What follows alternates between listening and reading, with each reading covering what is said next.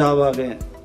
तो इसलिए जो है अपने चुनाव क्षेत्र तक लिमिटेड होकर जो बात कहें, और कुछ नई बात है तो ज़रूर कहें। डॉक्टर जनक राज जी, मान्य सदस्य।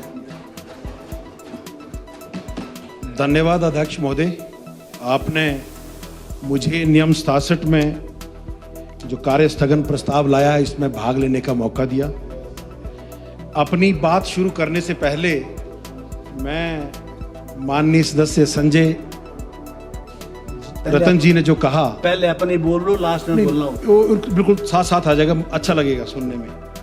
ये बोल रहे कि दिल्ली चलते हैं 2 बसों में, वहां भी ये भेदभाव कर रहे हैं। बोला एक बस में कांग्रेस के ले जाओ, एक बस में भाजपा के ले जाओ।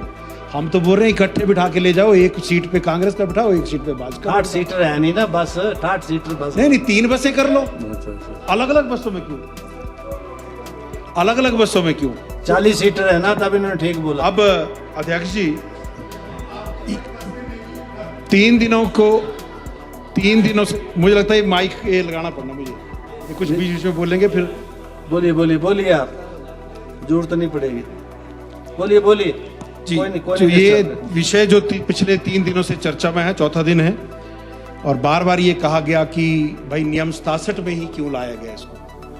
तो मैं बताता हूं, नियम 67 में लगाने के पीछे माननीय जयराम जी का और भारतीय जनता पार्टी का जो उद्देश्य था, वो उद्देश्य था इस आपदा प्रबंधन के दौर में सरकार की लापरवाही को उजागर करना, सरकार की अधूरी तैयारियों को उजागर करना, और इस आपदा के प्रबंधन में हुए कुप्रबंधन को उजागर करना, ताकि लोकतंत्र के इस मंदिर में निहित शक्तियों के माध्यम से हम प्रभावितों को न्याय दिला सकें, उन्हें राहत दिला सकें। माननीय अध्यक्ष जी, 20 जून 2025 को जो आपदा आई, इसमें भूस्खलन, लैंडस्लाइड, फ्लैश फ्लड जो लगभग आज भी जारी है, अभी भी हो रहा है, कितने दिन तक चलेगा जानकारी नहीं है। ये नुकसान केवल प्राकृतिक कारणों से हो रहा है ऐसा कहना पूर्णतः सत्य नहीं है। इसमें मेरा मानना है कि सरकार नहीं, सरकारों की गलत नीतियों का परिणाम है। सरकारों की द्वारा गैर जिम्मेदारी पूर्ण जो रवैया अपनाया गया, पूर्व में भ्रष्टाचार जो हुआ निर्माण कार्यों में और नियमों का जो उल्लंघन हुआ, वो भी एक मुख्य कारण है जो आज हिमाचल प्रदेश इस कगार पर खड़ा है। 2023-24 के अनुभवों से हमने कुछ नहीं सीखा। मॉनसून कोई अचानक आने वाला अतिथि नहीं है कि रात में बेल बजी और आपके घर में आ गया। लगभग 4-5 महीने पहले से प्रेडिक्शन हो जाती है कि मॉनसून कितनी तारीख को आने वाला है। सरकार की तैयारी तो ऐसी थी जैसे सरकार बादलों से कह रही हो कि आ जाओ हम तैयार हैं, बस हमारे छाते में जो छेद है उसको बनवाने के लिए हमने केंद्र सरकार से आग्रह किया हुआ है। सरकार कहती है हमारी तैयारी पूरी है, मशीनरी पूरी तैनात कर दी गई है, पर मशीनरी में तेल डालने का प्रबंध करने के लिए हम केंद्र सरकार के पास जा रहे हैं। ये सरकार की तैयारियां हैं। मैं बताना चाहूंगा अध्यक्ष महोदय, आपदा प्रबंधन के नाम पर जो बैठकें होती हैं, वो क्या चाय बिस्किट पकौड़ा और फोटो खिंचवाने के लिए होती हैं? वो किस लिए बैठकें होती हैं?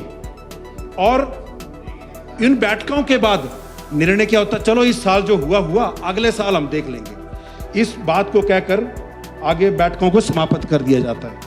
अध्यक्ष महोदय, 2023 की जब आपदा की चर्चा चल रही थी, सरकार ने कहा कि राष्ट्रीय आपदा प्रतिक्रिया बलों और स्थानीय समुदाय के बीच में समन्वय बनाने की आवश्यकता, और हम इस पर कार्य करेंगे। मैं पूछना चाहूंगा आपके माध्यम से सरकार से, इस बिंदु पर सरकार ने क्या कार्रवाई की?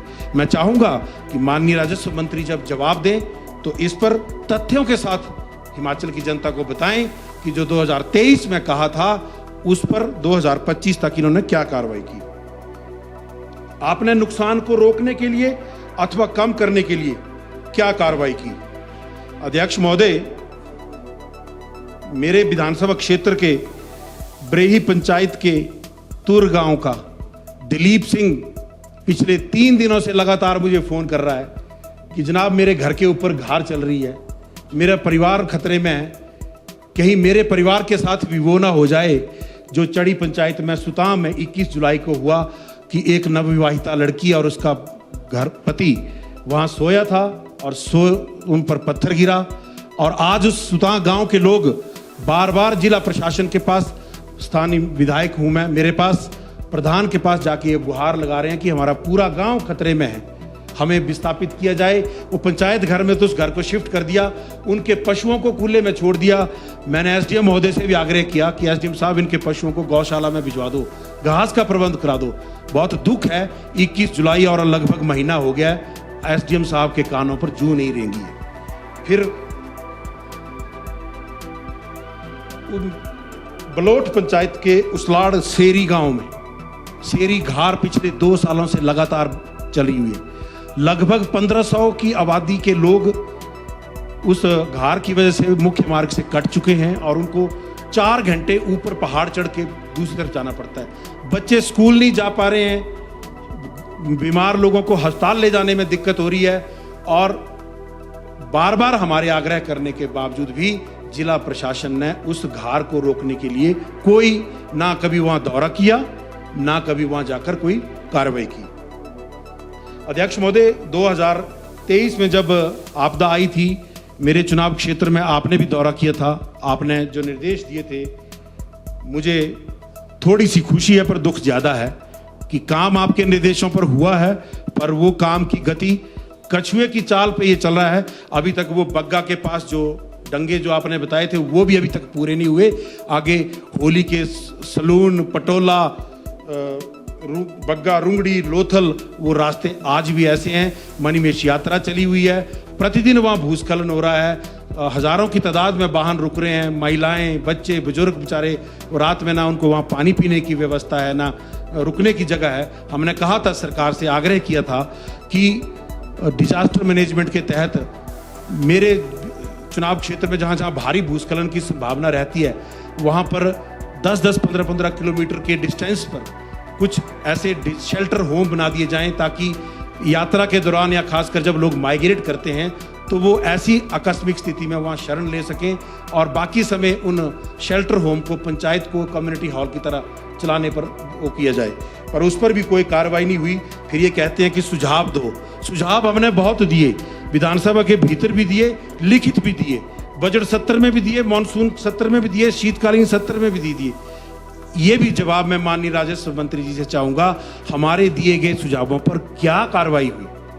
ये केवल औपचारिकता नहीं है कि हमने कुछ बोल देना और यहाँ सुन लेना है, परंतु हमारे सुझावों पर कोई कार्रवाई नहीं हुई है। ये बात मुझे बहुत दुख से आपके माध्यम से कहना यहाँ पड़ रही है। और अध्यक्ष महोदय, लोकतंत्र लोकलाज से चलता है। जब नेता को जनता का सामना करने से शर्म लगे, डर लगे, तो लोकतंत्र में वो बहुत जरूरी है। मुझे दुख है इस व्यवस्था परिवर्तन के दौर में ये लोकलाज अब समाप्त हो चुकी है। प्रतिदिन यहाँ पर झूठे आंकड़े पेश कर दिए जाते हैं, झूठी आश्वासन दे दिए जाते हैं। इसी सदन में मुझे स्वास्थ्य मंत्री जी ने आश्वासन दिया था, आपने भी कहा था कि 10 दिनों के भीतर मेरे चुनाव क्षेत्र में डॉक्टर लगा दिए जाएंगे। 10 महीनों तक मैं इंतजार करता रहा। मजबूरन मुझे अपने विधानसभा क्षेत्र के लोगों की आवाज के लिए माननीय उच्च न्यायालय जाना पड़ा। उसके बाद जाके वहां 2-3 डॉक्टर की तैनाती हुई है। सदन में जब झूठे आश्वासन दे दिए जाएं तो आप समझ सकते हैं हम लोकतंत्र को किस दिशा में ले जा रहे हैं। अन्यथा लोकतंत्र और तानाशाही में कोई अंतर नहीं रहने वाला। एक मुहावरा है, जिसकी लाठी उसकी भैंस। अभी मालूम है हम सब लोगों को, हिमाचल के लोगों की, कि इस वक्त ये लाठी आपके पास है, परंतु शायद ये आप लोगों की गलत फहमी है। ये लाठी भी हिमाचल की जनता की है, ये भैंस भी हिमाचल की जनता की है, और आपको कोई अधिकार नहीं बनता है कि इस लाठी को आप हिमाचल की जनता की पीठ पर चलाएं। वो दिन दूर नहीं है जिस दिन ये हिमाचल की जनता इस लाठी को आपके हाथों से खींचकर आपकी ही पीठ पे चलाएगी, क्योंकि आपने इस लाठी का दुरुपयोग कर आज उस भैंस को जनता के खेतों में जो उजाड़ करने के लिए छोड़ दिया है, व्यवस्था परिवर्तन में जो व्यवस्था का मजाक बना दिया है, वो दिन दूर नहीं है जब ये लाठी की पीड़ा अब आपकी पीठ पर पड़ने वाली है। ये मुहावरा है साहब, मुहावरा है, वायलेंस नहीं है। धमकी नहीं दे रहा हूं, मैं आगाह कर रहा हूं। मैं आगाह कर रहा हूं, नहीं, ये आगाह कर रहा हूं। माननीय अध्यक्ष महोदय जी बैठे हैं मुझे रोकने के लिए, मैं आपकी बात नहीं सुनूंगा। चलिए आप इस लाठी का दुरुपयोग ना करें, मैं बार बार आपसे आग्रह ये कर रहा हूं। जनता रूपी भैंस की बात कर रहे हैं। और अध्यक्ष जी, मैं ज्यादा समय नहीं लूंगा क्योंकि मैं आपका सम्मान करता हूं, आपके इस गरिमामय पद का जो आपने मुझे समय दिया है। उसी में ही लास्ट में मैं व्यवस्था परिवर्तन वाली सरकार की कार्यशैली पर एक टिप्पणी करना चाहूंगा। जिस तरह गुलाब जामुन में ना गुलाब होता ना जामुन होता है, दाल चीनी में ना दाल होती है ना चीनी होती है, वैसे इस सुख की सरकार में ना कोई सुखी है ना कहीं सरकार है। अध्यक्ष महोदय, आपने मुझे बोलने का समय दिया, आपका बहुत बहुत धन्यवाद। अच्छी तैयारी की थी आपने।